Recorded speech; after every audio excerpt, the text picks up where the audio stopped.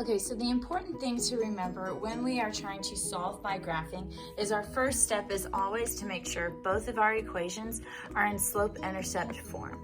Once I do that, I can enter them into my calculator and it's no big deal. So let's say that we have already done that for example 1, and now we have both equations are isolated for y. So I'm going to turn my calculator on. I'm going to go up here to y equals, and in the first spot where it says y1 equals, I'm going to enter my first equation. Okay, and we have 2/3 x, oh wait, that x does not go in the denominator. That is important to remember.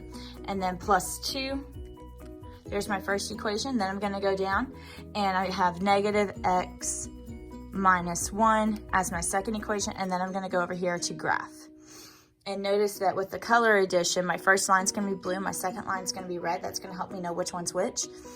In this problem, they're wanting us to find the intersection, and your calculator can actually solve this for you. So you hit second calc, and we're going to choose selection number 5, intersect. And all I had to do is make sure that my cursor is on the first line for the first time, and I'm going to say enter. And then my cursor is going to jump down to my second line, and I'm going to hit enter again. And then for some reason, it likes to say guess. I don't want to guess. I want to know the exact answer. So I'm going to hit enter one more time. So 3 times total.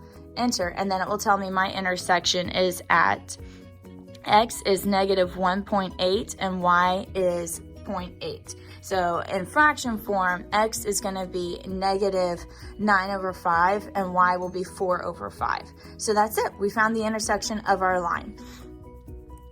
And to get out of here, you hit second quit. So let's do another practice. Let's clear these out.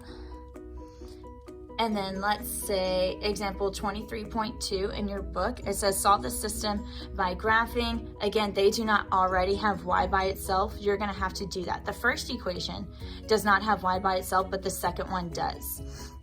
So once we get those two isolated for y, we can enter them into our calculator, and we have 2x plus 2, and then our second line is going to just be negative 3. We're going to select graph.